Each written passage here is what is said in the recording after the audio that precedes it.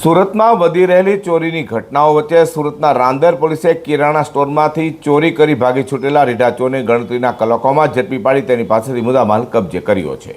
Surat police commissioner Anupamsinh Gehlot તથા સંયુક્ત police commissioner sector 2 can Damor અને નાયબ પોલીસ કમિશનર ઝોન 5 લગદીરસિંહ ઝાલા અને મદદનીશ પોલીસ કમિશનર કે ડિવિઝન બી ચૌધરીની સૂચના મુજબ રાંદેર પોલીસ ઇન્સ્પેક્ટર આર.જે. ચૌધરી અને સેકન્ડ પોલીસ ઇન્સ્પેક્ટર એમ.કે. ગોસ્વામીના માર્ગદર્શન હેઠળ રાંદેર પોલીસની ટીમ વિવિધ ગુનાઓ આચરી નાસ્તા ફરતા આરોપીને ઝડપી પાડવા મેદાને હતી।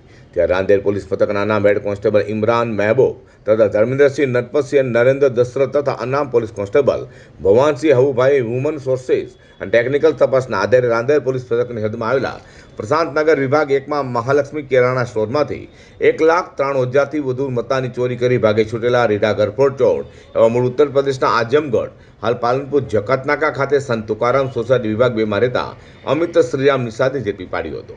તેની પાસેથી 1,93,000નો ચોરાયેલા મુદ્દામાલ કબજે કરી કાયદેસરની કાર્યવાહી હાથ ધરી છે।